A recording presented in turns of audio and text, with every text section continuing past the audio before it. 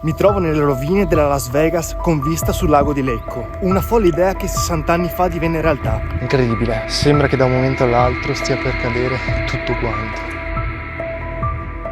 Agli inizi degli anni 60, un imprenditore vercellese chiamato Mario Bagno, autoproclamato conte della Valle dell'Olmo, mise gli occhi su un piccolo borgo nelle colline sopra il lago di Lecco, Con sonno. e decise di acquistarlo per giocarci un po'. E nel 1962, per la cifra di 22.500.000 lire, comprò l'intero paese, e al cambio attuale sarebbero come 276.000 euro. E rase al suolo completamente tutto il paese per costruirci una città del gioco, della goliardia, del divertimento, dell'intrattenimento. Oggi esploreremo ciò che ne rimane. E ci sono graffiti ovunque. E hanno imbrattato qualsiasi muro con graffiti, disegni di qualsiasi tipo, qualsiasi genere. Probabilmente questo è tutto Ethernet in decomposizione, quindi top. Qui ci sono tutte macerie, scarti di materiali, di polistirolo, tegole, vetri, tazze, ceramica, qualsiasi cosa. Proprio incredibile.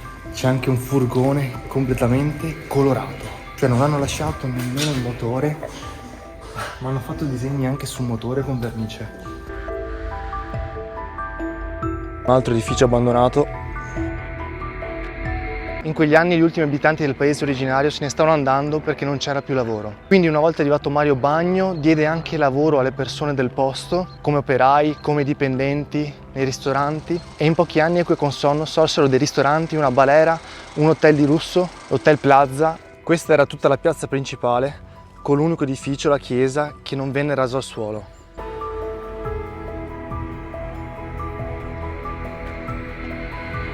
Qui probabilmente c'erano dei bagni.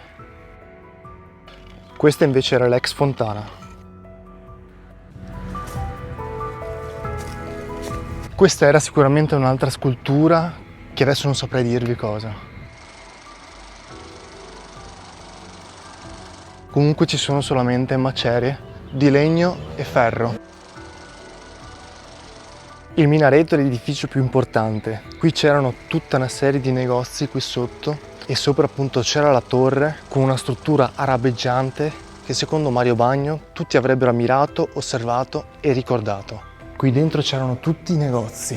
Ora quel che resta è quello che trovate un po' in tutti gli edifici qui, quindi macerie, graffiti, disegni. Hanno imbrattato completamente qualsiasi punto quasi. Incredibile. Sicuramente un altro ex bagno ormai, e questo edificio è in completa decadenza. Sembra che da un momento all'altro stia per cadere tutto quanto.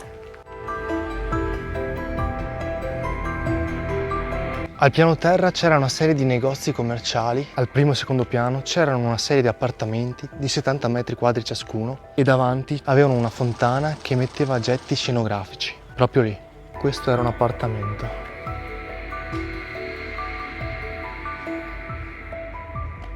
Qui è nato un albero all'interno di un appartamento.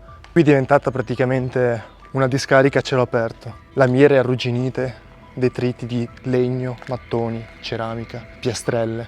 Pian piano la vegetazione si riprenderà un po' tutto quanto. Quindi come le è stato tolto, se lo riprenderà con gli anni. Qui si scende da qualche parte, c'è il rumore d'acqua. Sono i sotterranei. Sentite? E ora ci troviamo sul tetto di questa grandissima struttura dove ritroviamo la cupola. Questa è la torre del minareto. Qui hanno costruito una sorta di scale per riuscire a salire fino lassù, qua sotto scale rotte. La parte retro sempre degli appartamenti, qui c'è poca spazzatura, io ne butterei ancora un po'. Questa invece di fronte a me era la balera, dove ballavano. Tutta la pista da ballo. E qui hanno suonato anche Nina Celentano e Dick Dick, il conduttore televisivo Pippo Baudo. Probabilmente lì dentro vendevano i ticket, e tutto qui attorno sicuramente ci saranno state delle sedie dove potersi sedere, e qui la gente ballava e danzava. Ci rimane solamente lo scheletro della struttura, tutti i lampioni di una volta ancora presenti, terrazzo dove si poteva ammirare tutto il paesaggio là in fondo. Gente veniva qui per svagarsi, per divertirsi, fecero anche una gara di moto, fecero proprio un tracciato qui a Consorno dove vinse anche Motta. Nel 1967 fecero anche una gara ciclistica. Questo video è sponsorizzato da me stesso, perché solamente il 2% di voi che guardate i miei video è iscritto al canale. Il 98% non lo è, quindi se vi piacciono i contenuti che vi porto, vi chiedo di iscrivervi al canale. Per voi è un gesto gratuito, ma per me è veramente molto importante, perché in questo modo sosterrete questo progetto su YouTube e mi aiuterete anche a portare contenuti sempre migliori. Grazie e ora continuiamo il video.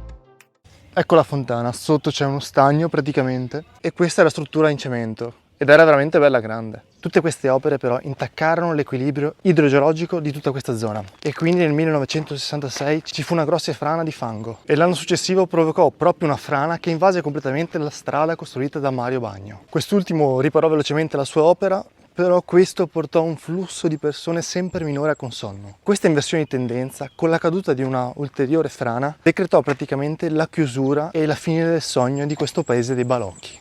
Tutti posteggiano le macchine, tutti vanno in giro sulla mia proprietà a raccogliere le castagne, a raccogliere i funghi, andare alla caccia. Credo che ce ne sia poche proprietà private che gli dia un agio alla gente di libertà, è vero, come glielo do io. Eppure, malgrado ciò, ci sono certa gente che criticano.